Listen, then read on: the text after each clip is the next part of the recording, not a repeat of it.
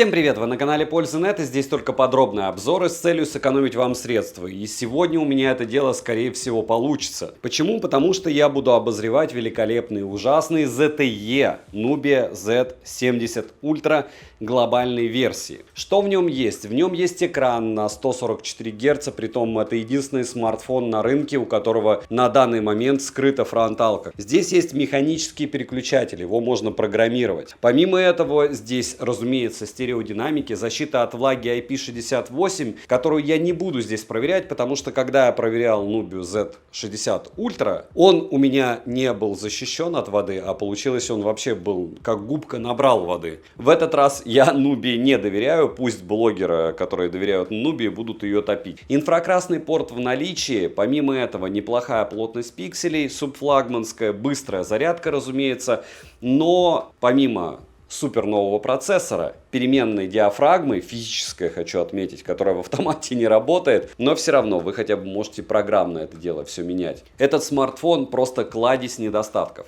Неплохие материалы, ну а по всему остальному я расскажу вам в резюмирую. Я его уже гонял на прожарке на канале Польза стримы. Посмотрите обязательно, как он себя вел в играх, как он проходил тесты. У меня, кстати, все тесты он прошел, в отличие от других блогеров, у кого-то он отказывался проходить 3D Mark. И, разумеется, будет еще обзор одним кадром, потому что суперфишка здесь это не физическая переменная диафрагма, а то, что здесь основной модуль на 35 мм. И это довольно круто. Здесь очень много странных решений. По идее, здесь суперсилу этого смарта просто море, потому что скрытая фронталка вау, 4К 120 FPS на основном модуле вроде бы вау, и ты так смотришь по цифрам и 144 Гц очень круто, и тач должен быть отзывчивый.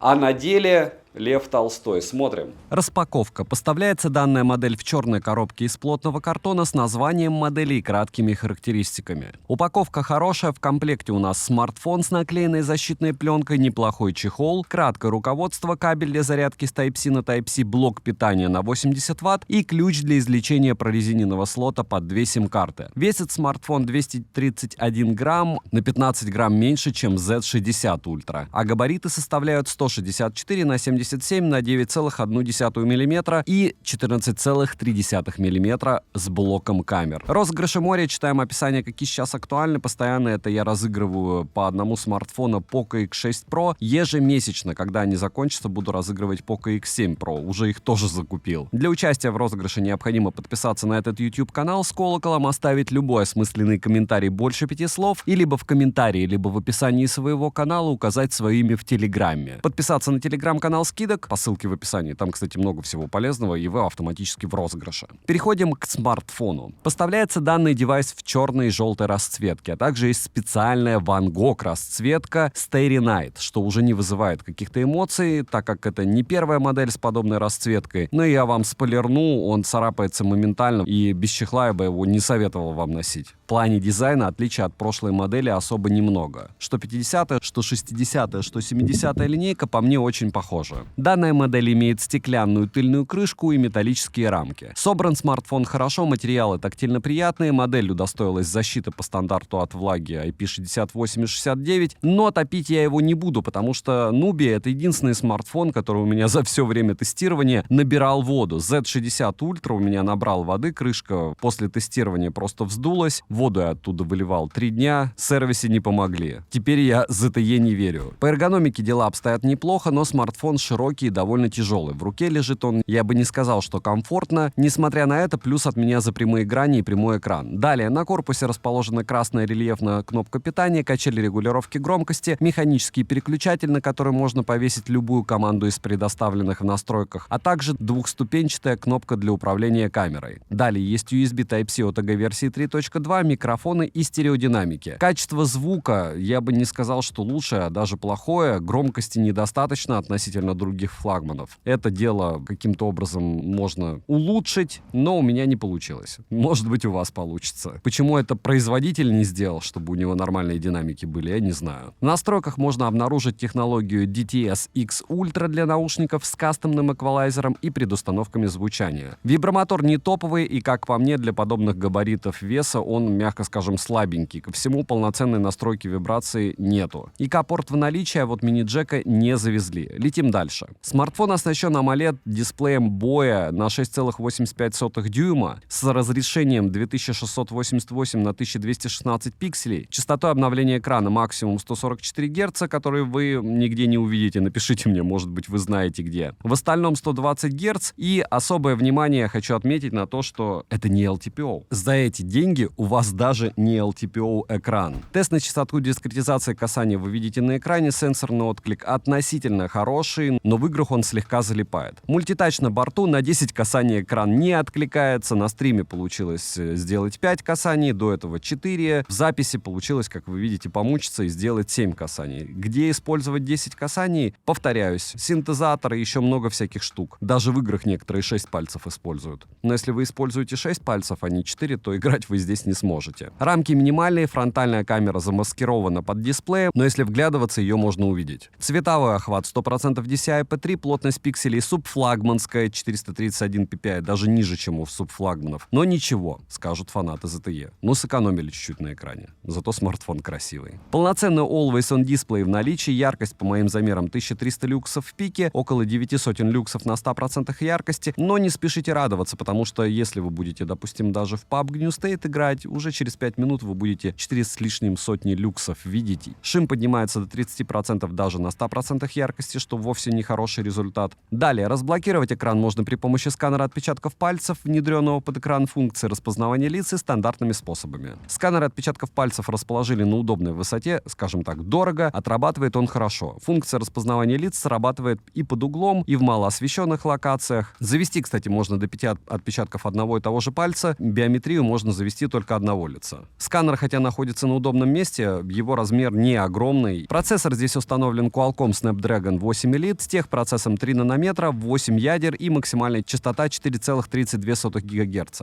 Графический процессор стандартно Adreno 830. Оперативная память LPDDR5X и доступна на выбор 12, 16 и 24 гигабайта. Внутренняя память UFS 4.0 на выбор 256 гигабайт, 512 гигабайт и 1 терабайт. Операционная система Nebula iOS на базе Android 15 версии. Обновления прилетают, Google сервисы на борту, русский язык тоже, если у вас глобальная версия, как у меня. Если у вас будет китайская версия, вам все будут говорить, ну, не проблема, ты с этой там все переведешь. Нет, не все. Есть свои плюсы в китайской версии, есть свои минусы. По беспроводной связи имеется поддержка Wi-Fi 7 серии, поддержка 5G сетей ниже, для 4G сети все бенды в наличии, датчик приближения, микрофон не подводили, здесь датчик приближения физический, Bluetooth версии 5.4, Bluetooth кодеков на борту достаточно. На экране в целом можете наблюдать список кодеков, NFC поддерживает смартфоны, на данный момент устанавливаем MirPay и оплачиваем им. GPS-тест в городских условиях показывает стандартную для Qualcomm точность 3 метра. К слову, GPS данной модели двухдиапазонный, что неудивительно, это хорошо. Емкость аккумулятора 6150 мАч, в PC-марке на 100% яркости с максимальной частотой обновления экрана Smart выдал 8 часов 40 минут, в Work Performance 27 тысяч, заряжается она от 0 до сотки за 42 минуты, беспроводную, как и реверсивную зарядку смартфон не поддерживает. Это же не флагман, ой, нет, это флагман, только от ZTE. За 1 час просмотра видео на YouTube по Wi-Fi уходит каких-то нереальных 10% заряда. Я не знаю почему, но вот так. Притом в играх он поедает всего 24%. Но тач залипает в PUBG New State. Он греется, играть ты будешь при 400 люксов даже в PUBG New State. Ну а если захочешь поиграть в Genshin Impact, можете посмотреть прожарку на канале для стримов. На 60 FPS ты сможешь это делать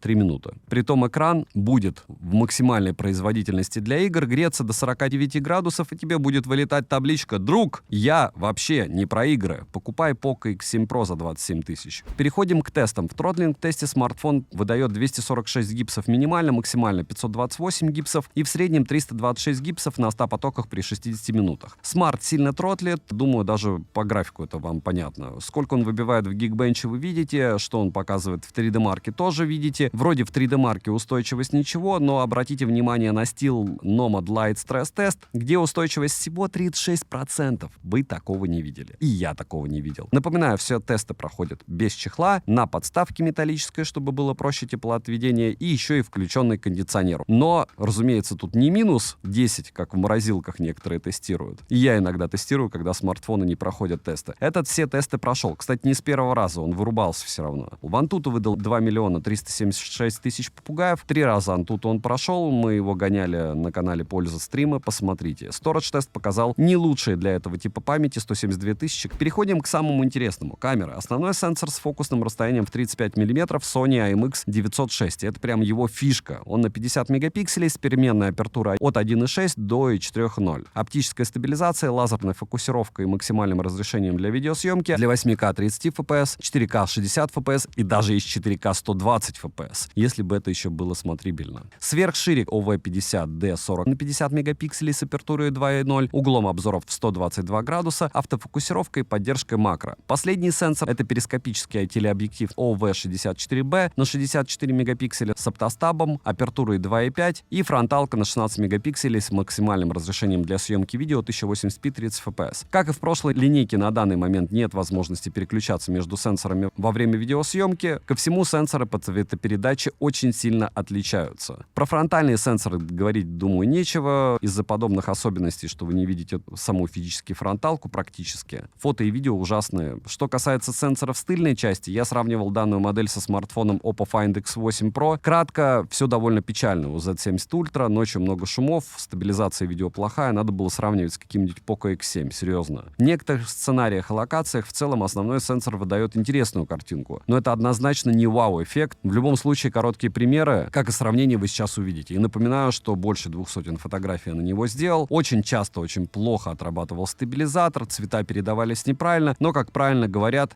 раз, два, три, на четвертую фотку иногда что-то интересное получается. Читайте форумы, смотрите примеры и не слушайте по поводу фотографий и видео никого, только примеры, только ваши глаза, потому что everybody lies. Да, конечно, довольно странно 35 миллиметров сравнивать с штатными нашими 26, по-моему, 26. Посмотрю, скажу. То есть, чтобы примерно такой же угол был, нужно отдалять на сантиметров 20. Но размытие, конечно, шикардосное. Ну и фронталка, ее можно чуть-чуть совсем мутить. Главное, микрофон работает. Не, поймать, чтобы это все было норм, тяжело. Так, 4К 60 FPS, съемка с одной руки. И наши 35 миллиметров не хотят, в отличие от Oppo, уходить на ультраширик. Но, опять же, каждому, как говорится, свое. Так, сможете снимать при ветре. Шумов, конечно, у 35 миллиметров просто море. Желание снимать ночью ноль. Но надо это делать. Чтобы вы понимали уровень ультраширика, да, на него тоже не хочется снимать. На Nubia однозначно. Надо было что-то другое выбирать с Nubia. Ну что еще могу добавить, что фокусируется это дело прям мучительно долго, и вот так примерно вы сможете снимать на него и на Oppo. Oppo я несколько раз протирал, я, кстати, не понимаю, что у него с работой со светом. На Nubia несколько раз приходили обновы, кстати. Но вот по цветам, да, Nubia вообще крутит вообще все, что не прибито. Если что, цвета были натуральные, а стаб как был, так и остался. И два основа. Что-то оба не радуют вот сейчас в данных условиях обстановки. Oppo не радует со светом, а ZTE со всем остальным. Как там 1 градус в секунду, да? Чтобы было все четко. Песок что-то среднее по цветам, кстати. Очень не хватает кнопочек у Nubia и у ZTE. Вот оно, X5, X18, если что. Ну что, 4К 60 FPS, съемка с двух рук. И на ZTE не хочется ее проводить. Вот надо было что-то другое, миллиард раз скажу за этот ролик, выбрать, чтобы сравнивать с ZTE. Вот что только. Poco M6 Pro, ну реально, на ультраширик, повторяюсь, может переходить Oppo. И давайте в X2 посмотрим, допустим. X2. А, он не переходит. Он и не переходит. Вот так. Так, а теперь 2.4. Можно уйти до X2. А здесь X3. Можно уйти на X2. Можно даже на X3 уйти. Ну, все равно. В одну калитку, короче. Вот честно, это 4К 60 FPS. Хотелось бы, чтобы какой-нибудь бренд повторил эту тему с 35 миллиметрами. Почему? Потому что это, это реально классно. Разумеется, что у Nubi все, мягко скажем, никак относительно того же Oppo. И опять же, если вам хочется поиграться с этими 35 миллиметрами в фотографии, есть смысл. С видео, вы сами видите, какая-то печаль во всем. И стоимость не предполагает, что тебе нужно хлопать в ладоши и радоваться, бежать покупать это дело. Так, 4К 60 FPS, немного бассейна и съемка против солнца. Штатная. Максимально медленно.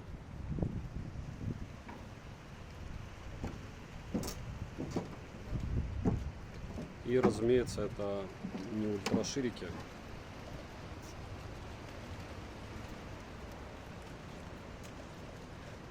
Вот так сможете примерно снимать в этих условиях обстановки. Давайте-ка зума максимально X6. Допустим, X6. X6. Вы видите, что здесь даже нечего сравнивать, в принципе, по зумам. И великолепные 13 миллиметров. Опять же, ультраширик 13 миллиметров, как многие там говорят. Я смотрел разные обзоры. Какая разница, какой здесь 13, 15, 16, если он не работает как надо. Точнее, вы видите. Вот разница ультраширика на 15 миллиметров у Oppo и ультраширика у ZTE. Я не буду делать выводов, как блогер китайский, которого оштрафовали. Заплатил ли я бы 700 тысяч для того, чтобы сказать, что ZTE сделала плохой телефон на большую аудиторию? Скорее всего, да. Либо не трогать его. То есть, а что ты можешь сказать хорошего про него? Если вы видите, что ZTE где-то в каком-то месте выигрывает, напишите мне. Так же, как фотографии мне написали, плохо отрабатывает стаб, я их выгрузил 200 штук. Какие ко мне претензии? Это у смартфона плохо отрабатывает стаб, я не должен с ним штатив таскать. То есть да, даже для фотографии у него плохо работает стабилизатор. Вот так снимает он видео. Два основных модуля в движении. 4К 60 FPS. Никакой дополнительной стабилизации нигде не включено. Надеюсь, что каким-то образом ZTE что-то там стабилизирует уже в программе, потому что то, что я вижу, это ZTE однозначно надо вот так встать и снимать. Динамический диапазон, конечно, печаль. И здесь дело не в сенсорах, он так и снимал за 60 ультра тоже. Но, как говорится, кому-то же надо, кому-то же они это продают как-то. Напишите, это вам продают? Напишите как. Так, 4К 30 FPS, 60 FPS, можно 120, и это 35 миллиметров. Это значит, что я прям конкретно отодвигаюсь. И на ультраширик переключиться нельзя. Вот это 4К 60 FPS ультраширик и максимум X3, максимум сколько можно посмотреть, X5. Но самый облом в том, что на основу он по сути не переключается. И теперь без особого стаба тоже 4К 60 FPS, но также 35 мм на основу не переключается.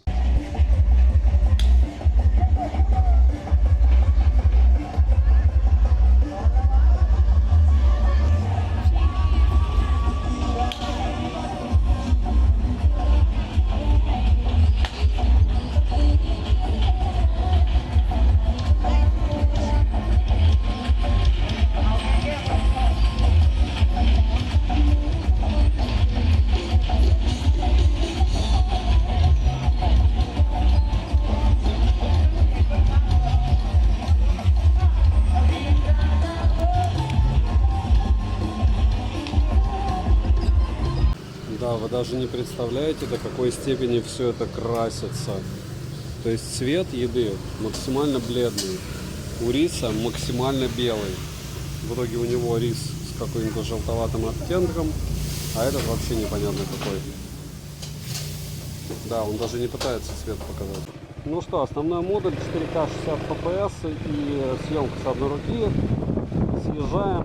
Конечно, как только начал снимать примеры, может быть, да даже если был, наверное, Poco какой-нибудь смартфон, с ночной съемкой, скорее всего, у него бы было лучше. Я не гарантирую данный факт, но однозначно, скорее всего, было бы лучше. Вот. В целом, так примерно все будет выглядеть. Если вы будете при спуске снимать, в шлеме надо ехать, 2 руки на руле, ни в коем случае так не делать, но самое важное, что надо знать, что съемка на 35 миллиметров это больше на 99% про фотографию, потому что видео это надо на штативе делать. То есть такое ощущение, что ты телевиком пользуешься, при том как бы не самым крутым телевиком. Вот еще в чем проблема. Если бы это был A-бренд, стабилизация за счет и всего остального, там, цифровая, понятно, что одинаковая. Но в наших условиях обстановки, конечно, может, я накидываю его, последний 30 обзоров на смартфоны, по-моему, поставлю. Ну что, месяц без кофе кончился. И вот так все это дело будет выглядеть, если вы будете себе заваривать кофе утром. Ну, вот опять же, если днем снимать, что я могу сказать, красный цвет не особо соответствует, но в целом неплохо. Он светлее, чем есть на самом деле. И вот так. Сравниваем несравнимое. Почему? Потому что 35 миллиметров это все-таки вам не шутки. И вот сейчас, если вы увидите 35 миллиметров от Nubia, вот она так будет выглядеть, то наши любимые 23 миллиметра на этом расстоянии будут показывать худший результат. Да, картинка смазалась, и не всегда фотографии с Oppo Find X7 Ultra будут получаться отлично. Вот это тот случай, яркий пример того случая, когда ZTE отработала прям отлично. Берем вторую фотографию, допустим, 23 мм на Oppo Find и на Nubia 35 мм. И это основной модуль, и я вам скажу, что несмотря на то, что по деталям остаются вопросы, но мне фотография на Nubia, несмотря на освещение и все остальное, нравится больше. Хотя цвета правильные. Вот опять история про то, что цвета правильные на Oppo. А на Nubia у нас цвета неверные. Супер печальные ультраширики. 2 на 15 мм и 13 мм у Nubia. Вот так вы будете фотографировать ночью. И то, и другое не очень волшебно. Насколько менее волшебно у Nubia, вы сейчас вот увидите для примера. Чуть-чуть менее волшебно. Опять же, мое мнение. И опять же, это потому что 13 миллиметров, соответственно, и края замылены, и вот здесь как блер. Но и шумов много, но и Oppo не идеален в этом смысле. Скачивайте исходники, делайте сами выводы. Повторяюсь, на Nubia у меня аж 200 фотографий исходников, и еще и в миниатюре я скинул. По цвету, повторяюсь, что Nubia всегда врет. Лично у меня, если говорить про остальные какие-то аспекты, стабилизация ужасная, но иногда снимки вот просто ты берешь этот снимок и этот, и тебе нравится больше этот, потому что обработка более грамотная, потому что какие-то детали лучше отработали, шумов где-то меньше. И пусть цвет не тот, но вот мне конкретно в этом сценарии здесь она выиграла. Вот такая история. Фотки и правда очень часто интересные. Минусы: нет беспроводной зарядки, слабое, как по мне, качество видеосъемки, такое же слабое качество фотосъемки, потому что алгоритмы не дотягивают. Перегрев, сброс яркости, быстро исчезает батарея. Вам хватит этого смартфона на один день, но только на один день. Мало яркости у экрана, система плохо оптимизирована, что можно сказать и про железо. Цену можете посмотреть по ссылке в описании к видео. Не забудьте подписаться на телеграм-канал скидок, взаимопомощи и мой личный телеграм-канал по ссылкам в описании. Там много всего полезного. Резюмировать я бы хотел довольно просто. Смотрите, стабилизации у основного модуля по мне нету. Здесь даже LTPO экрана за 500 баксов не завезли. Здесь нет беспроводной зарядки. Для меня вот эта вот защита от влаги, так же как в прошлом смартфоне, ввиду того, что никакого там ремонта гарантийного, ничего, считайте, ее здесь нет. Может, у вас какая-то другая история. Плюс по материалам. Вот смотрите, он у меня сразу поцарапался. То есть я не специально покупаю аппарат за почти 600 баксов, и потом его царапают. Он просто поцарапался, потому что я его решил попробовать поносить так же, как, допустим, я ношу свой смартфон без чехла 10 месяцев. Начну я с верхов. Берете коробку от любого Redmi или Realme и понимаете, что они даже на картоне сэкономили. Дальше вы берете смартфон, фронталка, ну, она убогая. Да, она скрыта, но в то же время ничего от этого не меняется. Если говорить уже про тесты, результаты, на день вам его по автономности хватит. Заряжается он за 40 минут довольно быстро. Но то же самое делают смартфоны за $200. Если говорить про фото, я тысячный раз повторяю, что вы берете аппарат за 250 баксов, и если у вас прямые руки, любые постановочные фото, у вас будут вау, цвет, блеск, красота. По видео это ужас. То есть это вот прям, ну это второй эшелон. Вы видели уже видеопримеры, вы видели сравнение. Сравнивать его с Redmi Note 14 за $130, ну вот только если с ним. По поводу фотоснимков. У тебя получается 1 из 10 раз. Да, он получается супер крутой. Да, я даже на стримах говорил, что если девушкам показывать также Oppo, iPhone, еще что-то, фотки на телевик, они кайфуют именно от этого аппарата. Хотя для меня, допустим, я вижу эту фотографию, мне кажется, что ну вот как, но им нравится. Как портретная камера, это прям круто.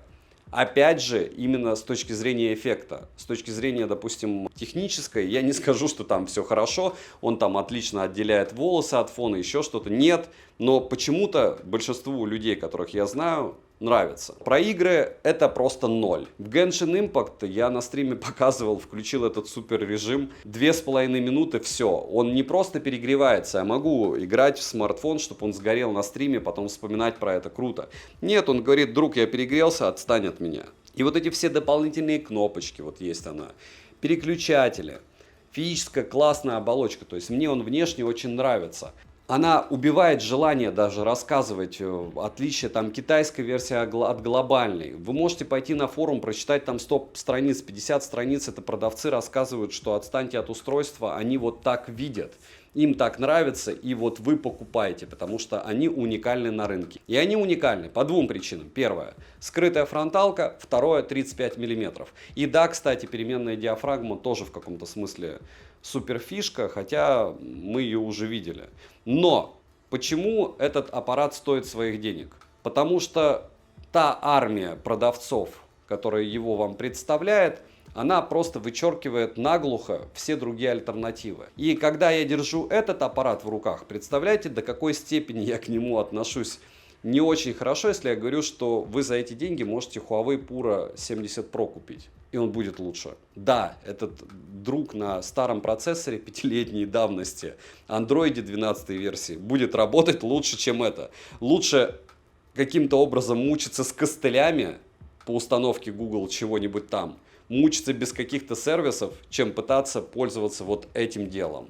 И фотки там будут лучше даже, чем здесь, и видео. Он красивый, спасибо им за то, что они делают. Надеюсь, что у них будет возможность продолжать продавать это. Стабилизатор, конечно, это первый смарт, у которого стабилизатор все равно шумит даже с активированной камерой. Очень странно. Но девайс, повторяюсь, от меня в отдельно от стоимости однозначное да, потому что я хочу, чтобы он существовал. Для покупки 100% нет, я не вижу, за что его купить. Как говорят, там где-то батарейку они урезали, то, что обещали, еще что-то, еще что-то, еще что-то. Он вообще не конкурент никому из смартфонов среднеценового сегмента, там какому-нибудь Xiaomi 14T по сумме факторов, потому что сбалансированности ноль. Опять же, мое субъективное мнение. Надеюсь, что кто-то со мной согласен. Если вам нравился Z60 Ultra, я думаю, Z70 Ultra вам будет нравиться не меньше. Подписывайтесь на канал с колоколом, смотрите потом обзор одним кадром. Добра и удачи вам, дорогие друзья!